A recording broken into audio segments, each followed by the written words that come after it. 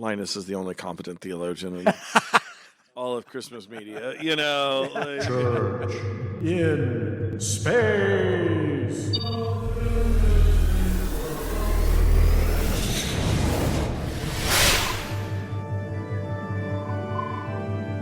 Welcome everybody to Whoa, church. whoa. You do this all the time. What? Beep. Oh. See, he should start doing the beep. That way he can immediately transition to... My beep would just be like, beep. Yeah, we got to hear a beep audition. Yeah. Welcome everybody. You know, it would just be beep. So are we going to have a beep episode? A beepathon. Yes. I'll make R2D2 noises. Not Chopper? You're going to go with R2, not Chopper? Maybe I'll do disgruntled chopper noises. Or I could do the whole intro to Rapper's Delight. I said a hip hop, a hippie to the hip hop. You don't stop. So we already did that. I know.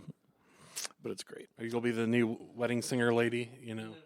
No, I just... Beginning of the film. I did used to have that entire song memorized. No, I don't. Anyways. Hey, we've beeped, so... Welcome, everybody, to Church in Space. In 3D! Oi, Vicar. Hey. So today's theme is holiday episodes as we swiftly approach Christmas and other such holidays. And Festivus. Festivus. For the rest of us. Right. The airing of grievances. Life Day. In the history of science fiction, there are a variety of Christmas episodes of some fame and some infamy. But I realized how little of them I have actually seen, and I was trying to piece together why that is. I'm sure a piece of it is my mother was a pastor, and so we were just busy on Christmas. That could be. Did you get to see any of the classics, like the Rankin Bass, Rudolph, and Frosty the Snowman? Yeah, real quick. Are we also including movies as well, or are we just doing episodes of TV? We should do movies as well. Okay. So holiday media in general. In general. I mean, I've seen, I've seen the claymation or the wood animation, like Rudolph and things like that. So the American requirement. Yeah, I've seen those, and My guns shoot jelly. And I've seen. Now let's keep this PG, okay? I've of course seen Charlie Brown Christmas. Yeah, I mean that's an obligation, and Linus is the only competent theologian in all of Christmas media. I saw something recently about the doll in the Island of Misfit Toys. That she was not actually broken. She just had clinical depression. and Hold on, she's a millennial? I don't know, maybe 1950s Presaged version. millennial. Yeah, I'm like, whoa! The whole thing just exploded in my mind. It's just I can't believe they took someone who had just depression and classified them as broken. Well, that was the 1950s, right? That was the Mad Men time. Right, exactly. I mean, we had many very messed up views on Right. everything. Yes. right. In fact, Renee and I watched the first episode of Mad Men. We'd never seen it before, and about a week ago we actually watched it. Have you never seen Mad Men? Had never seen Really? it, Oh. and we both came away hyper depressed and happy over the same issue. The fact that our society could have been that ugly, that racist, that sexist. Yeah. And we walked away thinking depressed that it ever was that way, Mm-hmm. but excited that we were depressed because we have come so far. Yeah, that it was right. a culture shock. Right. I mean, there is a. Have so far to go yet. I know. Well, we do, but progress has been made, right? We're not back Yeah, there. just watch Mad Men to see that we have indeed made progress. I would argue that the last 10 years have been some backsliding, yes. Oh, some? Yeah. Well, yeah, but definitely again, a lot. Things are still better than they were, right? I mean, What does that have to do anything about the holidays, gentlemen? Because, No. we never go off track. right. No. No, never. Getting back to depression. Blah, Because blah, that blah, blah. reminds me of our time with Lord Jesus, and he was Not a millennial. not a white Anglo-Saxon Protestant male. He was Arabic, Semitic, brown-skinned person from the Middle East. Fellow. Yeah, I was going to say a hominin, but Yes, because he was human. Yeah. Yes. Fully human. Who was also a refugee. Yes. yes, At one point in his life, yes. definitely. Okay, so then back to the topic Mm-hmm. at hand, the holidays. Die So- Hard is a movie. Christmas movie. And Die Hard 2, I am Yes. told. Yes. Right. Well, that's my Christmas tradition. I mean, I don't know about anybody else's, but I've come to accept it as such. Yeah, I mean, I would have been a hard no like 10 years ago, but now I'm like, whatever. Embrace the skid. Yes, embrace the fall. To knock you That's my knock heck. you Our out. Advent calendar actually is a diehard Advent calendar. and Hans it's- Gruber. Yeah, it's falling. Hans. It is. Every day you lower him closer to the floor of the Nakatomi Plaza. Splat. Yeah. So That is so cool. I know that's. Isn't RoboCop also a Christmas movie, or it takes place during that time? It's been so long Yeah, since I it's been a saw while it. since It's been I've so long since I've seen What RoboCop. about Yeah. the Terminator? No, Terminator definitely not. Okay. No, that's not during Christmas. Yeah, but thinking about RoboCop. Yeah, I Well, don't remember. How this discussion became was like a couple weeks ago when we were all chatting about topics and things like that. It was about Christmas and Star Trek, whether or not there had been any instances of this. And there was only one movie that we could figure out that it had it implicitly in the background with Christmas trees, and that was Star Trek Generations. Mhm. With the whole Nexus, Picard has a family, it's Christmas time, and he's gifted them all these different things. But there were a couple other things. I'll have to look it up. Yeah, including scrambled ostrich eggs. Yeah. The real question is in Picard's. He's French. Yes. So is he French Catholic? Is that his French Huguenot. right? He's or from is- the wine era. From Yeah, right. Is he Reformed? Is he right? A French Calvinist? Is he? Well, Or is he one of those I'm culturally French, but I'm not really religiously. Well, yeah, considering he spoke with a British accent, I'd say They Well, that's the case. explain that, in Yeah, in Picard, I yeah. found that to be a weak, Very weak Boo. angle, yeah. It's Yeah. just own it. I have to admit, I did prefer him just owning it. Yeah. just own it. But I mean, okay, given especially for you two, Mm-hmm. given the fact that he met Q, Yes. did that give you any signs how he reacted to Q? Any signs as to what he had been religiously up until Starfleet? No, I'd say he was more like an agnostic, almost we believe in science and we don't. Yeah. Yeah. I mean, he's always I'm a scientist, I'm an explorer. I also think this is the key to Picard. See, people get Picard and Kirk's personalities mixed up, Mhm. reversed. Picard is actually the one who's the jock. He's the jock, the popular kid, and that's very clear in his backstory. You're forgetting the Girdle story with that Charlie 7 person who, they were working out in the gym and Oh, Right. Charlie X, yeah. Charlie X, yeah. And Kirk is actually the bookish one. He's also an Iowa farm boy. Yeah. Where I'm going with this is I have this theory about religion that until you've really failed in life, religion doesn't make a lot of sense Mm. to Mm. you. And I actually don't think Picard really failed in life, given his backstory, Mhm. until the Borg, until he was assimilated. And that did give him an existential crisis. Right, and that gave him an existential crisis. Wait, what was the thing in season 3 of Picard where his mom went missing?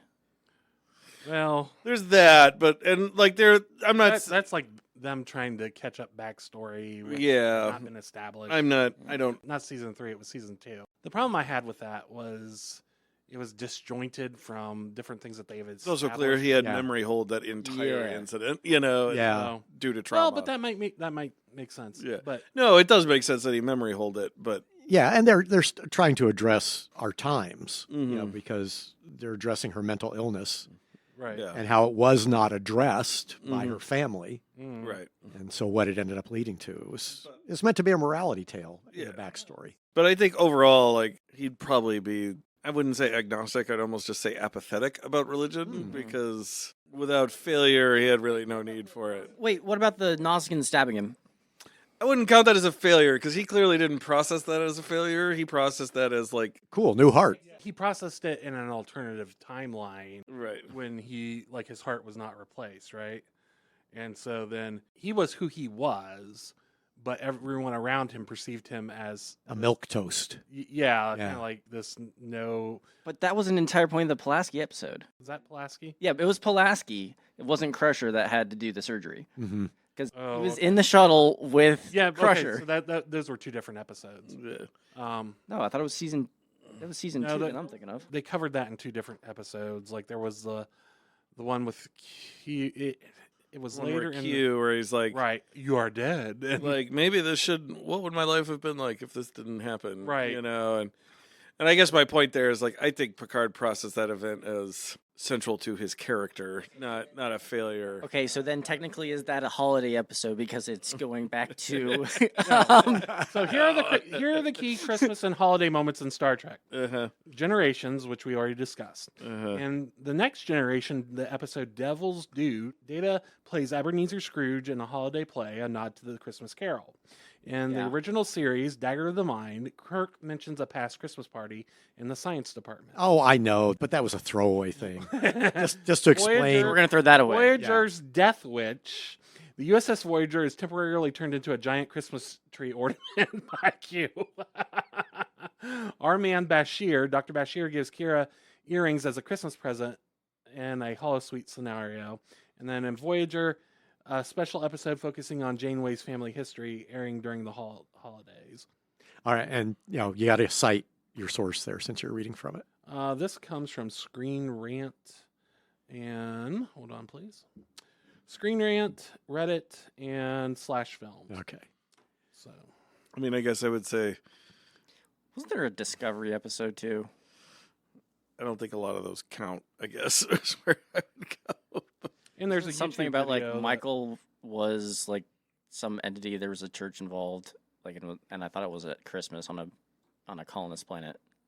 Or am I thinking of something that doesn't I think you're exist? thinking about something else. Okay. But I mean, it's very muted and in the background. Yeah. Well, religion. I mean, we've Right. talked about this in general, but religion is period. And Right. Well, yes, but Star I'd Trek. say Lower Decks pushed the envelope a little bit further, and so did some of the newer series, because you could see characters that had jobs.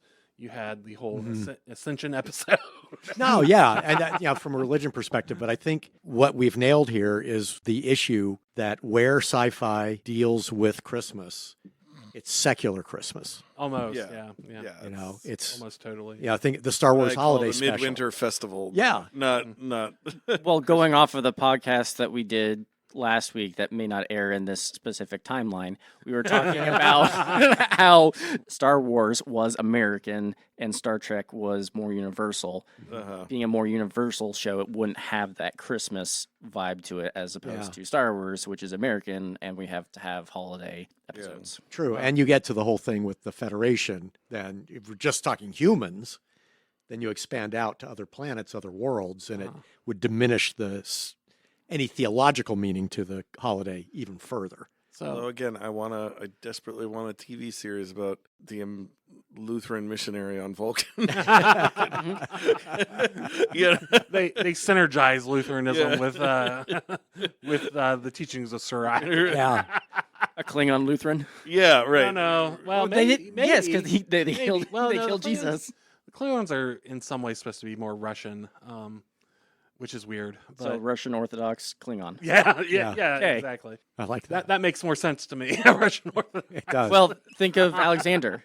yeah, Then there was that whole Family is Russian. Like Yeah. Yeah, that's exactly He was where I'm going with adopted it. by a whole Russian. Right. That's where the whole parallels thing, is funny how they did that, because during the Cold War, the Klingons were a archetype for the Soviet Union, right? yeah. And the Romulans were supposed to be the communist Chinese. Well, no. What were they? Yeah, that's what Yeah. they were Were representing. they? I thought they were just like empire on steroids. Like No. that's why they have all those Roman motifs and.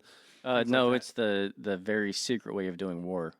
Well, anyways, but then they made Worf like an actual like adoptee of a Russian family, and they raised him in Russia. Drink your prune juice. Yeah. Right, exactly. That was. So taking it through. which means Quarf celebrates Christmas on January 13th. Interesting. Yeah. Yeah. Anyway, sorry. He's got the Maybe. whole epiphany thing going. Right. Yeah. But it does, maybe the Doctor Who specials are a better.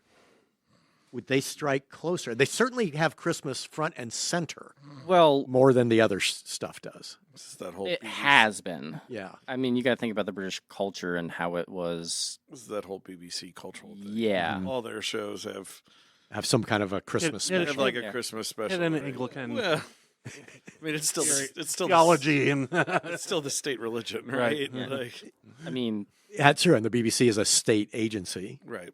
I think Capaldi was the first one that had a holiday episode, not a Christmas episode. If I remember. Oh, right. yeah, that is true. They changed it to holiday rather recently. Yeah. Yeah, it was Christmas because that's the culture. Yeah. Well, think of the one where we finally get. Eccleston's first episode. Yeah, Eccleston's first episode and the last, the Christmas special that introduced David Tennant. Mm-hmm. Totally. It's Santa Claus. You had the explosive Christmas trees. Mm-hmm.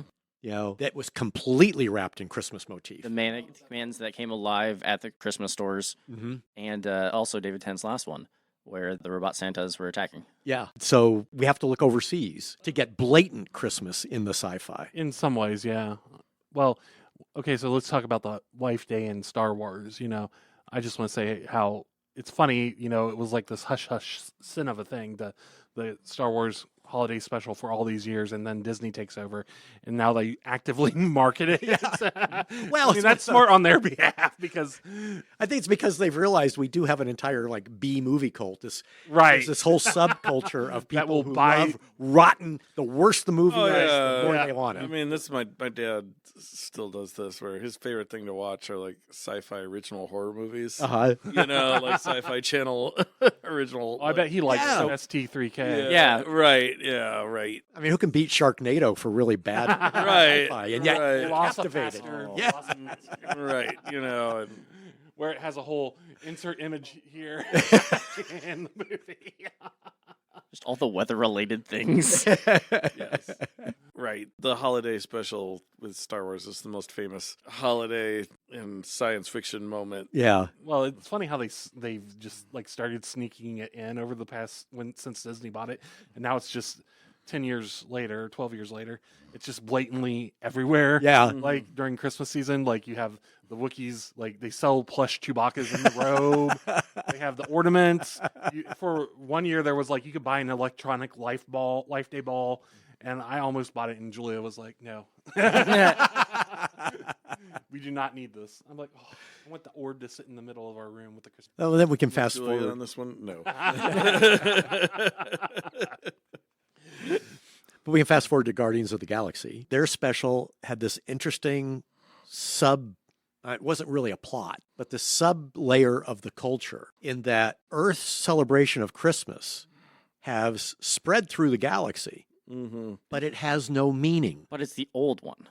It's old Christmas. It's not new Christmas. Yeah. It's like the generic holiday episodes have spread. Yeah. Not necessarily the, Oh, so it's like the culture around those things, like exactly. like the Island of Misfit Toys. The Yeah, but it's Peanuts totally Christmas. completely favorite- secular. Like Right. there's a big scene where they're on this planet and a band is performing. They're out in the street doing a performance. Okay, so this And the song is, I don't know what Christmas is, but Christmas time is here. this would be appropriate for what is it, that 80s band that when they horribly sang that song, do they know it's Christmas time at all? That would be appropriate to that. Was that the Pogues? That one? I can't remember.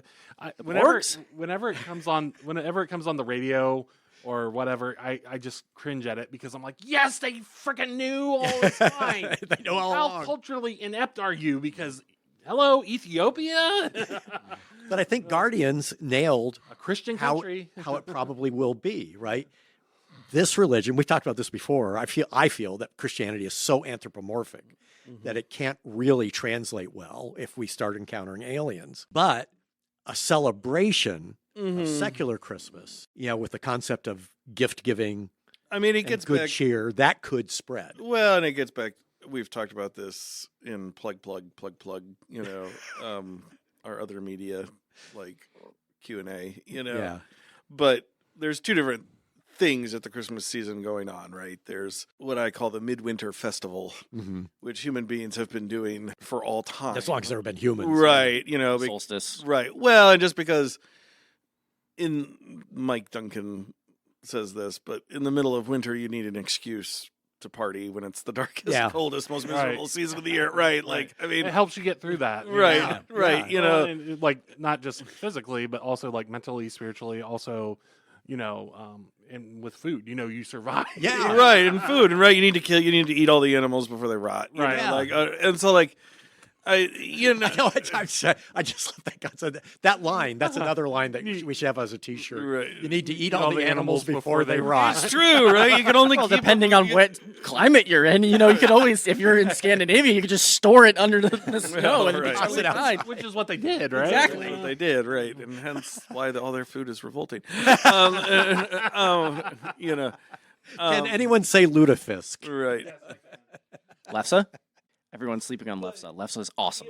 Yes. There's two different things going on at Christmas always. There's the Midwinter Festival, which, when people say, oh, Christmas came from this is usually what they mean. In that there has always been in every culture north of the equator, like a midwinter feast period of some kind. Yeah. Right. I mean, my gosh, you think we have seasonal affective disorder now. Well, right. Imagine Well, back then. 80% of the global population lives above the equator. Right. Like And that's what I mean. It's like you can go back for all of time and like you'll find cultures doing something around this period. Yeah. Because it's the only way to get through the winter. And there's not a lot of, regular agricultural work to do. Not a lot of agricultural work. People need a reason to party, It's humans coming up with an excuse to party, Bottom line. Right, which we've been doing for all time, and you'll see that for all time. And the other thing that happens, this is where we all get mixed up, is because they're called the same thing. They're both called Christmas. But the other thing is like the religious thing. What Christians are explicitly celebrating, the other term for Christmas, right? The festival of the incarnation, right? Like there's these two radical doctrines of Christianity, the resurrection and the incarnation. And like upon this as the twin pillars of Christianity are built on, and we're celebrating that aspect of the message, right? We're celebrating the life, and at Easter, we're celebrating the death. And I'm not sure the life, but this radical idea that God becomes incarnated in human form, that the Almighty God becomes truly human, right? That in this baby we see God, as the hymn goes, now in flesh appearing. Could we consider that or some of the elements of the child gospels as sci-fi? Like I'm thinking of one of the child gospels. Jesus opens his mouth and people see the entire cosmos inside. Oh, yeah. I mean, there's that aspect. Jesus has a cue. My favorite regular XKCD, which is a online comic gag, is he tries to map out what the route of the wise men would be based on what star they follow. Oh, cool. And like they're very curly-Q routes, As Scotty said, we're going in circles and at warp 9, we're going nowhere mighty fast. Well, right, yeah. Well, they're trying to throw off the empire. Well, not the Emperor Herod, at least. Herod, yeah. I mean, there's actually a whole branch of Christology called the Cosmic Christ. Oh, that sounds like something someone came up with after a little peyote session. Doing some good shrooms. Oh, man, I just saw the Cosmic Christ, dude. Yeah, a book like Colossians and Ephesians are really into that kind of... I can really see the heretic coming out. Okay, really backing up a second because I've been holding on to this for too long. So, yeah, getting back to the whole we're going to party forever, are you saying that humans are the infinite party animal? Ooh. No, but I do think humans are really good at coming up at an excuse to party when we don't really have a good reason to. Okay, so that's a yes? Well, I don't think we celebrate as much as we should, actually, but human beings are good at manufacturing reasons to celebrate. That's why we need to go back to the full liturgical calendar and have all the feasts like they used to, and extend the Christmas season all the way to the end of January into Candlemas. No, I think Keith's onto something there because I think we're not partying enough now, but I think we used to. Yeah. There was like, every other Thursday, there was some major celebration in medieval Europe. Well, right. I do think this was the advantage of the church calendar, right? Is like the calendar of your everyday existence was kind of governed by this rhythm of the Feast of the Saints, and the rhythm of the church year. Well, but so many things ended coming out of the Reformation, they felt like that needed to be reformed too. So the Reformation quashed the good times. Well, not necessarily. Suppressed. Suppressed. I wouldn't say quashed. Suppressed. Like the radical Reformation quashed the good time. Don't get me wrong. Being a medieval serf was a miserable existence. Well, yes, but they also had like 6 months off of the year where they could just party. I'm not. Well, and after the plague, I mean, that's the big benefit of the plague. Right. They became in demand, so they were able to start negotiating for rights after the plague. Well, right, but that The rights to party? They had to fight for the right. to party, yeah. They literally did. Pitchforks and all. right. Just And to, you thought the Beastie Boys were new. just to live. I mean, don't get me wrong. I think there was nothing about medieval serfdom that was better than medieval capitalism, than current capitalism. Like our current culture is far superior to anything medieval serfs experienced. That said, Well, I don't know. That said, it seems like people like Peter Thiel are trying to get us back to that. there are some people who are very mistaken, I'll just say, about A great deal of things. a great deal of things.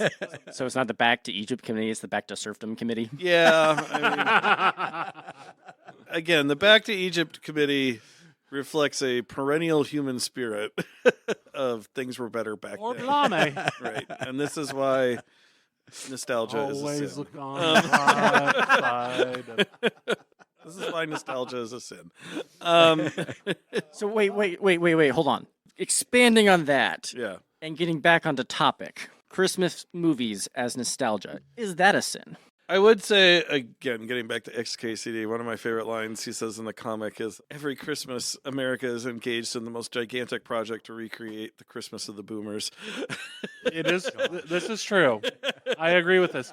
And every generation since has their thing. Right. So like the X and early millennials, it's the holiday Christmas special. Or I mean, you see this, right, with, like, if I can complain about church life, for a second. Whoa. Like, Christmas Eve is actually one of the more difficult services to plan because you have a whole bunch of people who come to church who don't usually come to church. And that's fine. I'm not complaining about them coming to church. Please come to church, even if it's only twice a year. But, please come. I'm not complaining about you, But, like, there's also a group of people who come, and they also come only twice a year. But they come mostly expecting to recreate their feelings From childhood? of Yes. church from childhood. yes, yes. And, like, this is actually a really difficult dynamic to process, What? The hymnal's cranberry now. Right, yeah, no, right, like, that's a thing, right? And it's like, When did this happen? 20 years ago. right, What? like, yeah, right. Like, this is a conversation I've had, like, literally, like, and so, like, there's a whole group of people who it's like, it's not really about a living faith, it's about at best, like a museum performance. It's almost like a Civil War reenactment, like, it's not really like a living, breathing faith, Oh my gosh. Is that why they dress up so much for C&E? Yes, that's part of Okay. it, I mean, Yeah, I've always wondered about that the Yeah. rest of the year, all the rest of us come as you are, right. but then the C&Eers are always dressed to the nines. Yeah, Well, but that was yeah, a and a whole cultural thing of, that was a whole cultural thing anyways, because that's always existed even into the 1800s. Most of the year you would come as you are. Whether it was you're coming in from the field or whatever, the businessmen in town would still dress up or what have you, right? The shop owners, whatever. Well, okay. So then, Victorian era happens. Everyone's dressed to their best. Even the construction workers wearing shirts and ties underneath their bib overalls, that morphs into the whole post-World War, the whole like perfect American family stereotypical, because we went through this horrific 4 to 5 years where everything's questioned. We want to get back to stability. Yeah. So we go back to these rituals that we make. And so that's, this is all a product of that. Jack Kerouac finds it stifling and begins the Well, whole kind of think, movement. and maybe a little bit more like Stepford wife-ish. Yeah. Not Stepford Wives in and of itself, just that it's a callback to the 1950s when the boomers were little kids, right? And so they're experiencing this cultural abnormality as it is. And so they want to reconstruct that, and that has just kind of filtered down through since then. That's interesting. Because we've returned in the last 20 years to come as you are, especially since the 90s. Yeah. Or early 2000s, but it all comes and goes in cycles. Yeah, that's interesting, though. It explains the hippie movement, why those boomers who were kids in the 50s are going to rebel in the 60s because they're so constrained. But here's the weird thing. They go through this rebellion movement, like screw the, they all become such a part of the system immediately after they transition out of it. they sow their oats and then they go like total 180 to like this neocon. Yeah, that's true. Like the head of the Yippie movement, I don't remember his name, Jerry somebody. He was like the most radical of the radicals. Right. And as soon as the 80s hit, he's like a total stockbroker on Wall Street. Correct. Yeah, see, okay. he is what he fought when he was in the 60s. They all became the monster they fought. Well, right, which is weird because this is a whole generational thing. I think this is why successive generations have a harder time relating to the boomers, because they are such an abnormal group raised in abnormal circumstances and times, and ended up selling out, learning nothing from their right, youth. exactly. Well, right, and no, seriously, because I feel, and as a millennial, I was more closely aligned with my grandparents than I was my own parents in many ways. Yeah. And I think that's like the greatest generation, the World War II generation, like why that generation and my generation kind of went okay with each other. Yeah. Versus, I always have more in common with my the oldest of my colleagues, yeah, like pastoring, than I do like mm-hmm. my generation of pastors that are of the baby boomers. Oh yeah, I always have more in common with them than I do. Yeah, it's such a weird dynamic. Yeah, especially in Western culture, right? Yeah. Not just the United States, but Canada, Europe. Yeah. So boomers ruined Christmas. I don't know if they ruined it. I don't know if that's fair. No, for literally, we've just been circling this for the past 3-4 minutes. I think Drew's right. I think this is the elephant in the room. Yes. Well, you're right. I don't know if they ruined it. I would say. I mean, we've all ruined it in our own Yeah, ways. I mean, right. Well, I mean, right. Going back to Herod, who tries to kill Jesus the moment he's born. That's kind of where it began. Right. Like, we've all been engaged in this giant process of, right. And as soon as, the innkeeper said there's no room for you, we've all been engaged in this giant process of ruining. That's human nature. I would say. Sin. Yeah, that's right. That fun word, sin. I would say there's a deep drive in the boomer generation toward nostalgia. Uh-huh. I think each generation has a kind of defining sin, that whatever its spiritual struggle is, and nostalgia is fundamentally unfaithful, in my opinion, because nostalgia says God operated back then, but not now. Not now. Interesting. And so the boomers generation's spiritual struggle is with nostalgia, this belief that God somehow it was more holy, better back then. I think the millennials' spiritual struggle is toward despair. You see that despair manifest itself in lots of ways, but despair is also, I think, a spiritual struggle and can be a type of sin, because it says God's not going to do anything, which is also failure to trust in God's good promises, as Luther says. I think Gen X is like cynicism, Yeah. Gen X struggles with I think they're driven by this cynical, often, their spiritual struggles with cynicism, Yeah. And that gets reflected in grunge. Right, grunge, and and What about Generation Y or X? I don't know the younger generation well enough. All the kids, I just ignore them. No, There's a great song by My Chemical Romance about teenagers scaring the out of me. yeah. Scaring the silence out of you? I'm sorry, what was that? Scaring the silence out of I you? forgot. What'd you say? I think if I had to place it right now, although I don't think we know it, I think it's only something that becomes aware later. So I'm not quite sure they're Gen Z is grown up enough quite yet they've not. Their frontal lobe is not fully baked yet. No, I just think it's Gen Y is literally Y. Right, I don't think they've lived long enough into their adulthood quite yet to process that. But my instinct is to say it's something around fear. They are a very cautious and safety driven.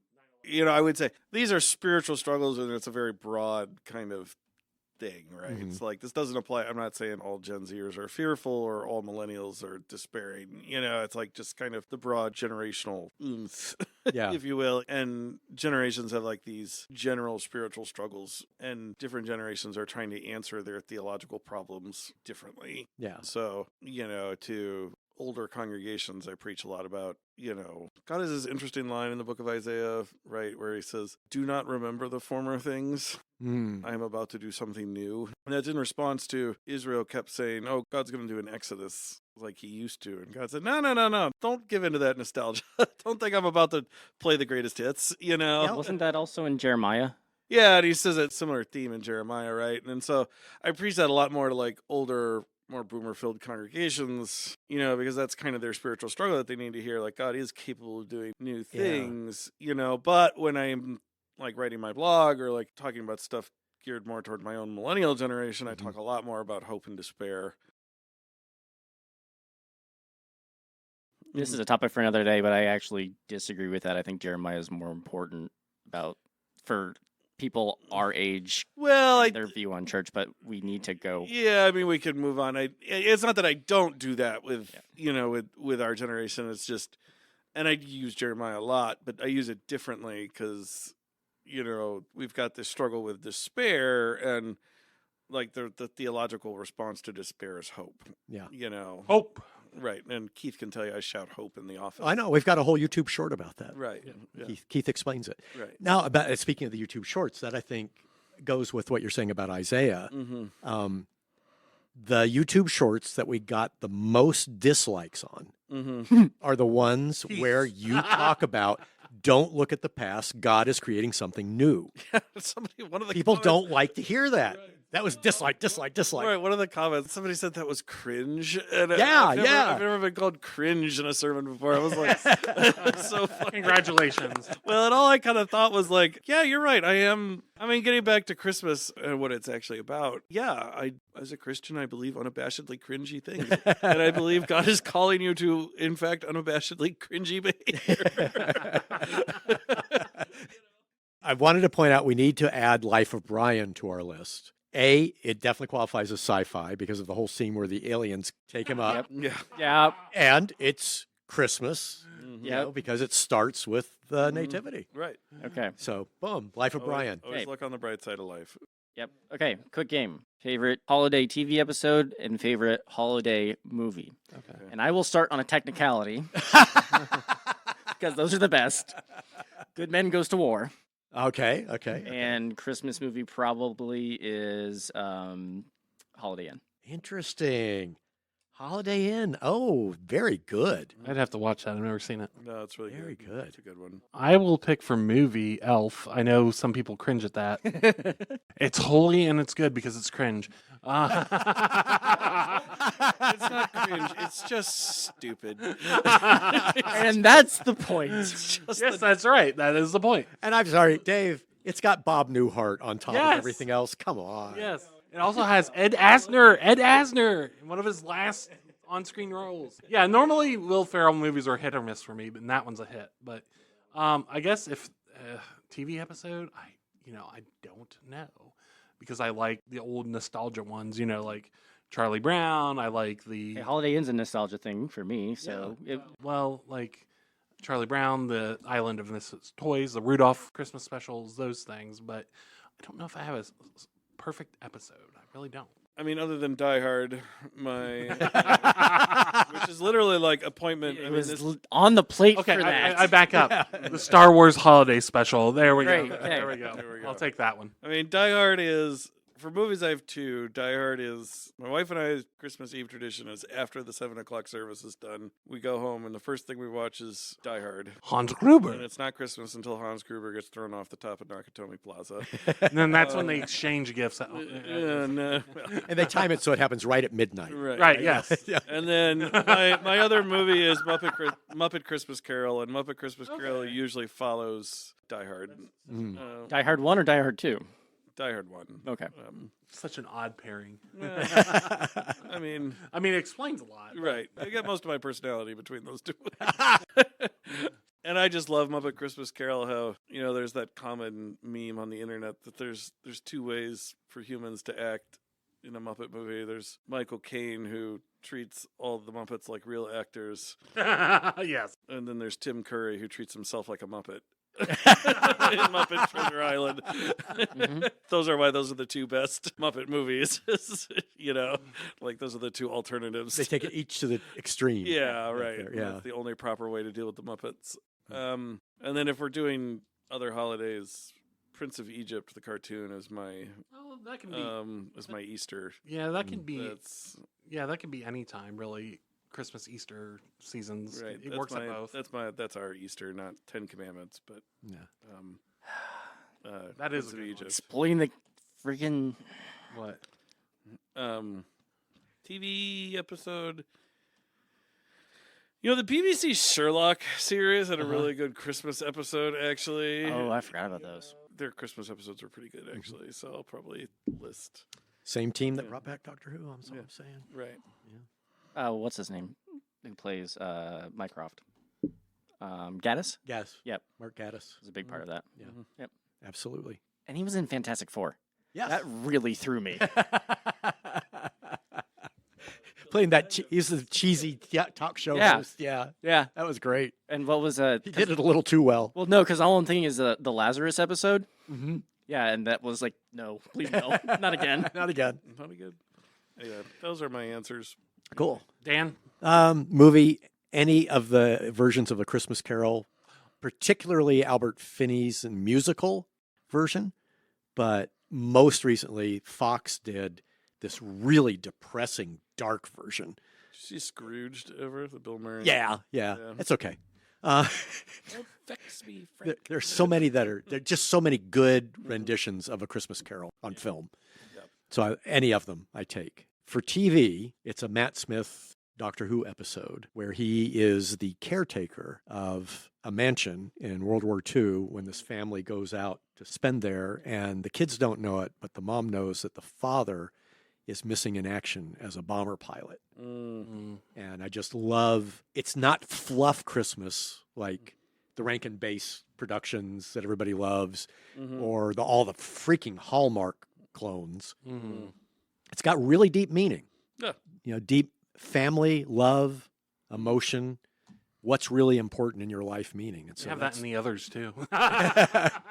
not as deep as this. It's a tearjerker. Okay. I really like that one. Following up with that is my dad's favorite episode of Doctor Who, which is the World War I Christmas episode. Ooh. Which, With the two doctors. yes, Yeah. which actually someone here probably should actually watch. Yes, they should. He would enjoy it. Very much. Yes. It's not that I've not watched Doctor Who. I don't think I wouldn't enjoy it. It's just it's never really like come across my like viewing. It's not pattern. grounded enough Yeah. for him, and that's the problem. It's literally no. I've just like not I think these two episodes, Yes. the Matt Smith right. World War II episode and the World War I Peter Capaldi episode, Mhm. I think both of those are well worth the watch, even if you're not a Doctor Who fan. My Doctor Who thing is mostly rooted in like nobody in my life really was Doctor Who fans. You know, Are and we so, like, not in your life, Dave? Well, you are now, but like until you guys like you know, I didn't really have So like we haven't done enough to convert him. Yeah. Is what I'm hearing. The nice thing about the World War I version that we're talking about is the original Doctor is in it as well. Mhm. And it's a great contrast, kind of like we were talking about Mad Men, between how culture was in the 60s when Doctor Who started and the attitudes reflected by heroes on TV yeah, and how it is now. yeah, And again, it's refreshing how far we've come. yeah. Look at Good Man Goes to War. I'm surprised we didn't talk about Harry Potter and Christmas. How Christmas is very much intertwined with those British. movies. Yeah. Yeah, again, we're back to the Back Brits. to the British. Yeah. Yeah. My favorite Harry Potter meme is Dumbledore and Harry in that like white space, you know. Oh. And Harry goes, "Where are we?" And Dumbledore goes, "We're in hell, Harry. The Bible was right about us. Witches are going to hell." And on that note, Yeah. Ow. Merry Christmas, everyone. Wow. God bless us, everyone. Except for the people, Or in the context of this show, Q bless us, everyone. except for the people at Hogwarts. Yeah. See ya, folks. This has been a production of Church in Space. In 3D. Oi, Vicar. hey Dan, Hey, Drew. you have that SD card? Right here. I got your SD card right here.